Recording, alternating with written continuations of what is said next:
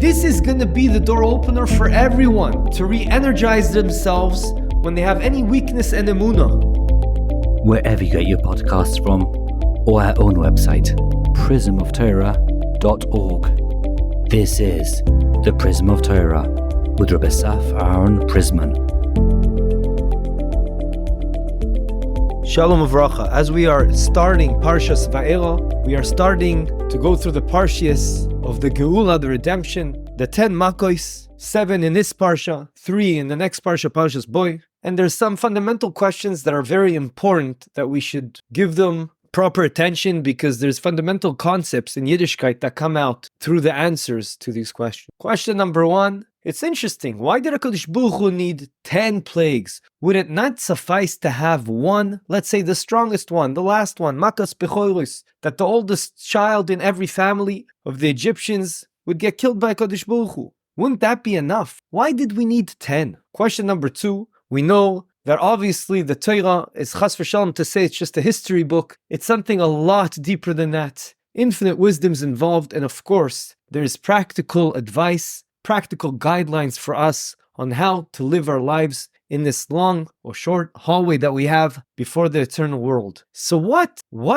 is the reason that HaKadosh Baruch Hu spent so much time elaborating on the 10 makkos? There has to be something fundamental over here behind the scenes. What is that? The Baal Shem Tov asks another very interesting question. In this week's parsha, it says that the reason HaKadosh Baruch Hu is doing all this, all the makkos, is V'yadu Mitzrayim ki ani Hashem. Seems like it's that the Mitzrim, the Egyptians, will know that I'm Hashem, I'm HaKadosh Baruch Hu, managing the world. And the question begs itself, HaKadosh Baruch Hu, we know his last resort is to do miracles. He's doing such big miracles. Why? So the Egyptians will know he's Hashem? There has to be something deeper than just the Egyptians knowing Hashem's running the world. What is that? So we'll start off with something that is probably the most well-known answer to at least some of the questions I raised, which the Kli Yakar brings down. The Kli Yakar says, and adds another following question, which is, we know from the Hagadah, Rabbi Yehuda says, it's a Gemara, that the 10 plagues are actually split into 3, and he has an acronym for all these 3. Datzach, which represents the first 3 makkos, dam tzfardei akinim. Datzach, which is dam tzfardei akinim. Then Adash, which is aroiv dever shchin. And then we have Be'achav, which is barad arbe choshech, and makas bechoros. And the question that we should ask as well is, obviously, Rabbi Yehuda is not just teaching us an acronym. There has to be something deeper over here to know why it's very important to divide the 10 makkos into a set of 3 groups. So the Kli Yakar explains, indeed there's 3 groups. What happened over here? Let's look at the context. Moshe Rabbeinu comes to Paro and says, let HaKadosh Baruch Hu's people go. What does Paro say? Mi Hashem asher eshma b'kolo. Who's HaKadosh Baruch Hu that I should listen to him? So the whole theme and all the answers over here are based on this idea. The whole theme is HaKadosh Baruch Hu's now going to prove that he is running the world. This is going to be the door opener for everyone to re-energize themselves when they have any weakness and emunah. We know Pesach, which commemorates this time through the parshas, the 10 plagues and leaving Mitzrayim, when we became a nation. It is the Chag of the emunah, which we spoke about many times. And that's our opportunity to strengthen our emunah. That's why HaKadosh Baruch Hu set up the system. Now, let's understand what happened over here. HaKadosh Baruch Hu is proving through the 10 plagues to Paroi, Ani Hashem, you don't know who I am? I'll show you who I am. Says the Kli Yakar, and this is also for the other answers we're going to give as well. If you look carefully in the Psukim, it's incredibly interesting. These 10 plagues that are split into 3 groups, the first makkah, the first plague of each group says, after it was brought, I'm doing this, leman teda, something along those words, leman teda ki ani Hashem. I'm doing this that you will know I'm HaKadosh Baruch Hu. You didn't know who I am? You will know. The Kli Yakar says the first 3, and we're not going to go into detail, but we'll say the overall summary. The first 3 represent the fact that HaKadosh Baruch Hu is running the world. The second group is telling us that there's Hashgacha Pratis. HaKadosh Baruch Hu watches over everything, and whatever you do will have a ripple effect from HaKadosh Baruch Hu. And the last group shows that HaKadosh Baruch Hu is in charge of Teva, and he can override Teva at any point in time. And that was, we see, that was done in the last makkos, which were nechshav, a lot more extreme, stronger. And that HaKadosh Baruch Hu proved those. So you see that there's 3 different sets proving that HaKadosh Baruch Hu is running the world. We know that Teva is Elokim. We We keep reiterating this idea. That's why ha-teva, the nature, equals numerical value 86. Ha-teva is Elokim, Aleph Lamed, Hey Yud Mem, also Elokim, which is 86. Adkan the Kli Yakar. So you see, this is something very basic to strengthen our emunah, and HaKadosh Baruch Hu wanted to ensure that He gives and sets up the structure before we become a nation, that we have the building blocks for true emunah. The Nesivos Shalom says another mahalach, beautiful mahalach. And he says again, we're coming to answer, HaKadosh Baruch Hu is coming to answer to Paro, oh, you don't know who I am? Mi Hashem, asher eshma bekolo. I will tell you exactly who I am. The first 3 makkos were makkos under the ground, i.e., dam, tzfardei akinim, all those 3 was something underground to show that Hashem is in charge of whatever is under the ground. The second 3 was above ground, things that like on animals, on people, above ground. And the last set was something not just above ground, walking on the ground, but in the air, showing that HaKadosh Baruch Hu is managing all of the different 3 levels, above, beyond, underground, on the ground, and in the air above. As we said, the first makkah in each set says something along the lines, and through this you will know Ani Hashem. So Be'emet, the first makkah of the first set in Dam, Makkas Dam, it says, Bezot Tedak Yen Hashem. First of all, you see Hashem's in charge of something. This set is underground. Then it says, Leman Tedak Yen Hashem Beker Va'aretz, on the ground. And the last set is En Kamoni Bechol Haaretz, which comes to include also above ground. This goes very nicely with the famous midrash in Shmois Rabo, that the first 3 makkos were triggered by Aaron, by hitting the ground, or hitting the waters. The second set was triggered by Moshe Rabbeinu, who was on a higher level, and indeed he had to hit the air, Natei Yadcha, on top of the ground. Going another step further, as we know, we've already mentioned several times, Kabbalah light, that every entity in this world consists of 10 components, which as we know are the 10 spheres. And they're also divided really into 3 sets. Chabad, which is Chochma, Bina, and Das. Chagas, Chesed, Gvura, Tiferet. And Nahim, Netzach, Hod, Yesoid, and Malchus. I purposely didn't say Keser. That's the number 1, and we'll discuss that later. Now, really, those 3 sets correspond to, from lower to higher. The last set, the lowest set, is our Evarim, or our bodily body parts. The next level higher up is our heart, which is Chagat, Chesed, Gvura, Tiferet. And the highest level, which is our mind, is Chochma, Bina, and Das. The 10 makkos represents all these 3. These 3 sets, and that's why they're split into 3 sets. Meaning, there are really 3 different levels of emunah in HaKadosh Baruch Hu. You can have emunah, belief in HaKadosh Baruch Hu in your mind. That's level, even though that's level number 1, because the mind is in charge of everything. So first you have to know it in your mind, but that's not enough. As we always say, V'yadata hayom, it's one thing to know, but you have to bring it into your emotions, into your heart. V'ashevoisa elevavecha. So we have emunat hamoach, that's in the mind. Then emunat salev, and if you're in extreme high level, you so believe in Hashem, not only were you able to transfer it from your mind to your instinct, to your emotions, but even on a higher level, your body already works automatically, is in sync with Ratzon Hashem. He does HaKadosh Baruch Hu's will. The Ivan, your hands automatically do whatever you've been programming yourself to do, which is Ratzon Hashem. And that is the idea of the makkos. We're trying to show and to hint to Bnei Yisrael, this is how you have emunah.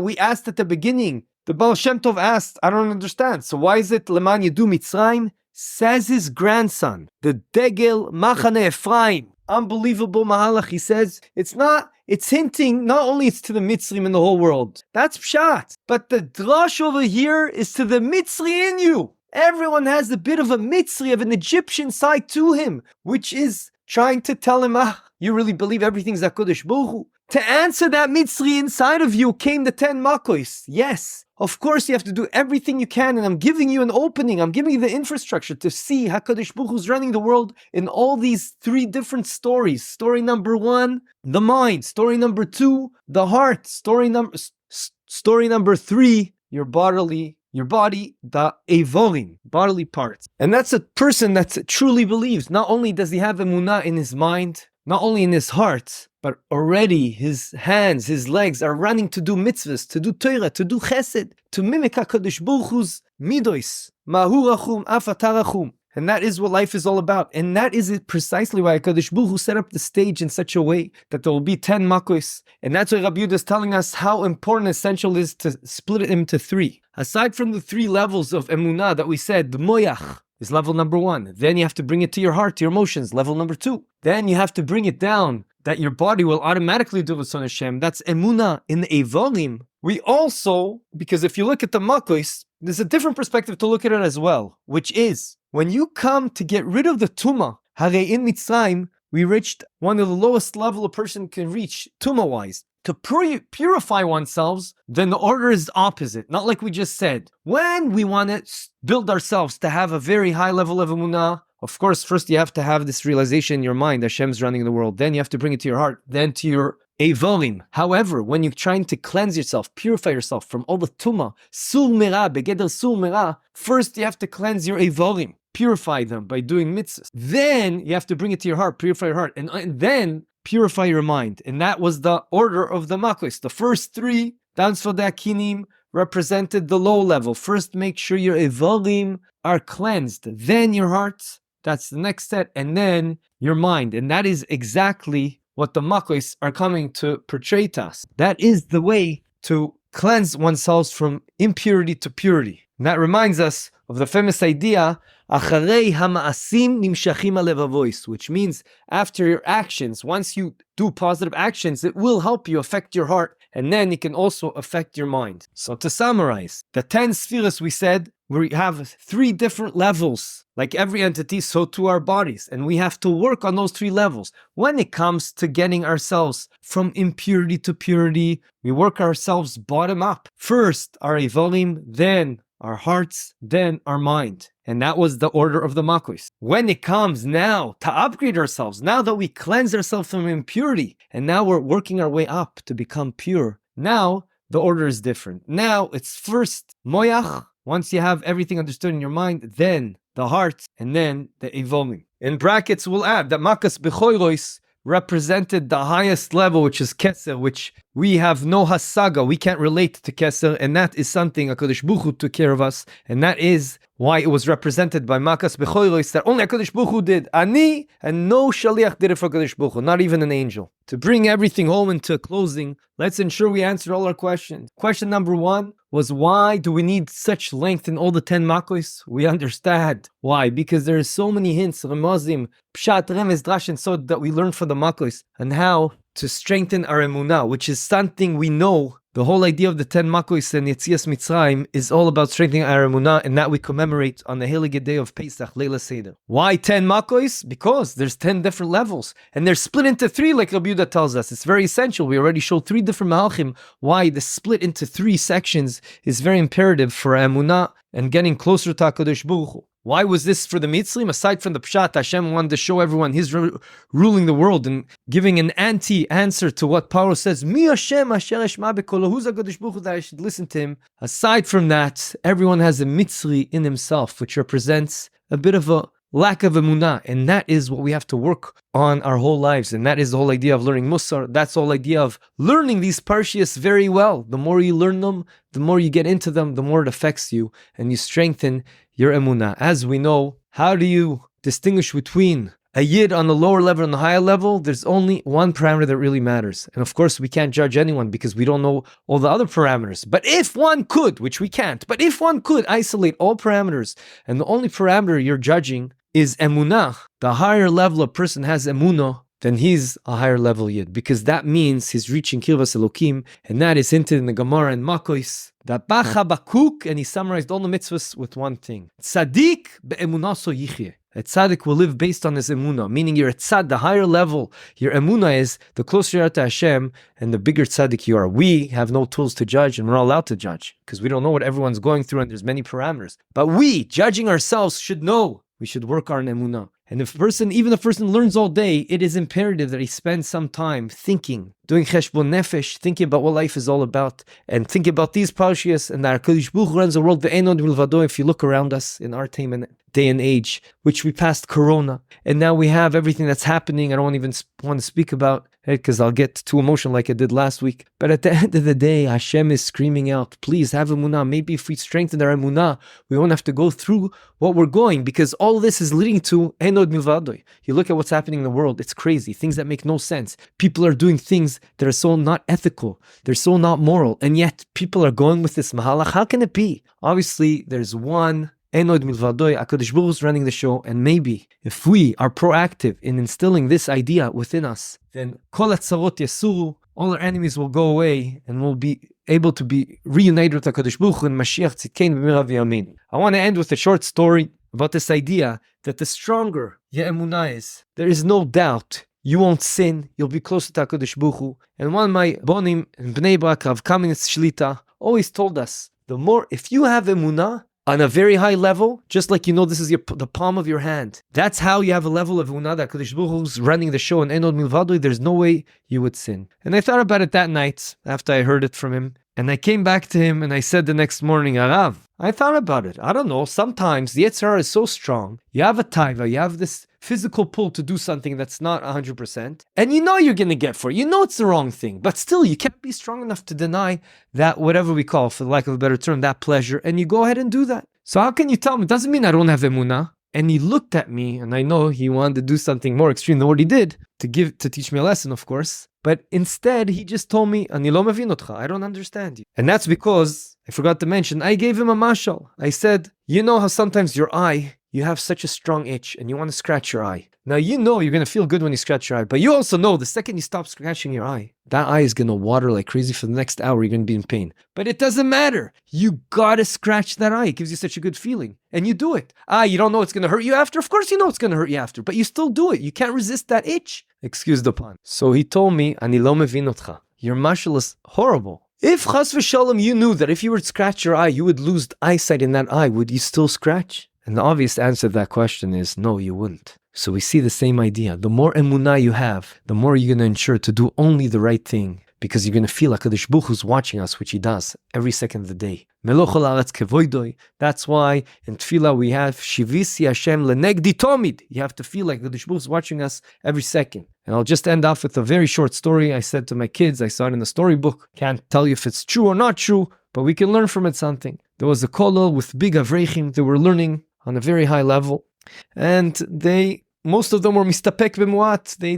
They're very modest the way they lived. 8 kids, 2 bedrooms. And one of the avrechim, the wife said to him at the time, listen, we're going to have a chasana soon. And right now we have so many kids. It's just so difficult for me. Please, can we move to another bedroom or 2? Please. He didn't know what to do. He went to ask his Rav. His Rav said, listen, I know it's not bothering you. If it bothers your wife, it is important that you do something about it. So what did he do? He went to the koisel the next morning. That night he went to the koisel to daven to HaKadosh Baruch Hu, to ask him to help him. He cried to HaKadosh Baruch Hu from the depths of his heart, like we learned last week. Ashrei yoshvei veisecha. In Ashrei we say, Karov Hashem l'chol korav. Hashem is very close to the people that scream out to him, that ask for help. But to who does Hashem answer?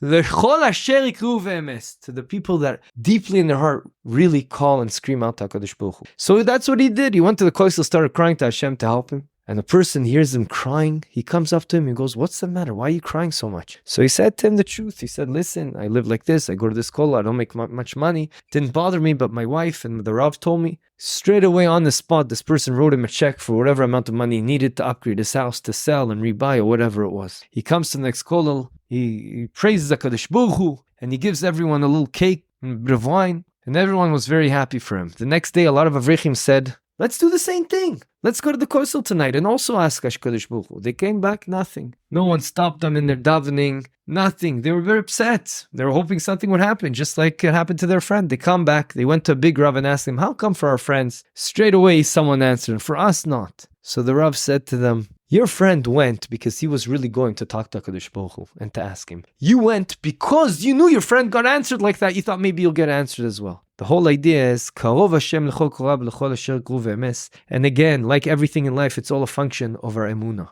The one thing that counts more than anything, and everything else is just a ripple effect. It's a toitzah of that. It's a gilui. It reveals of your level of emunah. The way you do mitzvahs, the way you daven, everything is based on the core, which is emunah, and that is what these parshas are telling us all about. The 10 makkos, split into 3 sections. Yeh Ratzon that we'll take this idea, implement it in our daily lives. Have a good Shabbos.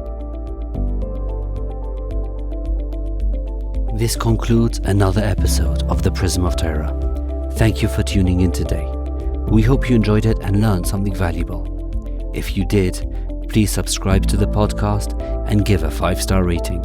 You can also find this podcast wherever you get your podcasts or our own website, prismoftorah.com, where we have a full archive of all our past episodes. We would like to thank Yona Vefa for the recording equipment and Eli Podcast Productions for handling all our post-podcast productions. Join us next week for another enlightening conversation on the Prism of Torah.